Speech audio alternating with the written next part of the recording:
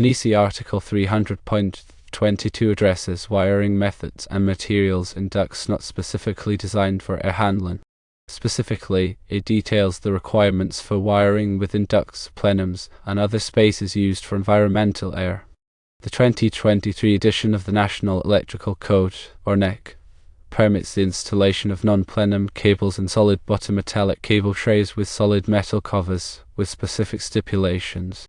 Firstly, the cable trays must be listed for the use of non-plenum cables. This listing ensures that the cable tray has been evaluated and found suitable for containing non-plenum cables in the intended manner. Secondly, the cables must be installed in accordance with the listing requirements. This means adhering to any instructions or limitations provided by the cable tray manufacturer regarding the type, size, and arrangement of cables within the tray. The allowance for non-plenum cables in this specific configuration hinges on the cable tray assembly acting as a raceway, providing a degree of protection and containment equivalent to that of a traditional conduit system. In essence, the solid bottom and solid cover construction of the cable tray combined with this listing for this application helps to mitigate the potential fire and smoke hazards associated with non-plenum cables. The NEC does not explicitly address every possible wiring scenario, but it establishes a framework for safe electrical installations. When considering the use of non-plenum cables in cable trays, it is crucial to consult the product listings and manufacturer's instructions for both the cables and the cable tray system. These resources will provide detailed information on acceptable installation practices and any limitations that may apply. Now let's talk about NEC Article 800, which covers communication circuits. NEC Article 800 addresses communication circuits, including telephone, telegraph, and data circuits. These circuits are often installed in buildings alongside power circuits, and it is important to maintain proper separation and isolation to prevent interference and ensure safety. It is important to consult the specific requirements outlined in Article 800 regarding wiring methods, grounding, and protection devices.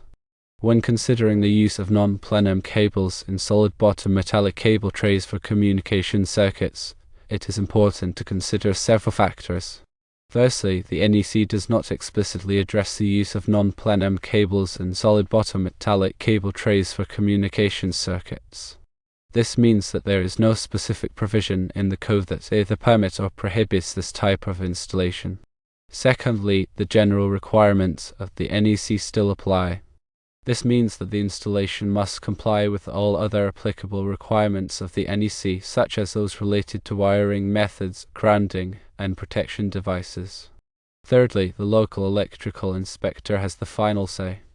The local electrical inspector is responsible for enforcing the NEC, and they have the authority to interpret the code and make decisions about whether a particular installation is acceptable.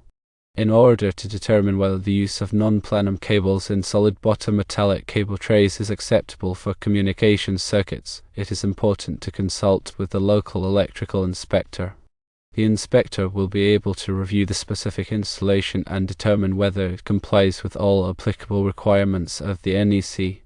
In addition to consulting with the local electrical inspector, it is also important to consider the following factors when determining whether to use non-plenum cables in solid bottom metallic cable trays for communication circuits. Firstly, the type of communication cable being used. Some communication cables are more sensitive to interference than others. If the cable is sensitive to interference, it may be necessary to use a shielded cable or to install the cable in a separate raceway. Secondly, the environment in which the cable is being installed. If the cable is being installed in a harsh environment such as a factory or construction site, it may be necessary to use a more robust cable or to protect the cable from physical damage. Thirdly, the potential for electromagnetic interference, or EMI. If there is a potential for EMI, it may be necessary to use a shielded cable or to install the cable in a separate raceway. By considering these factors, it is possible to make an informed decision about whether to use non-plenum cables and solid bottom metallic cable trays for communication circuits.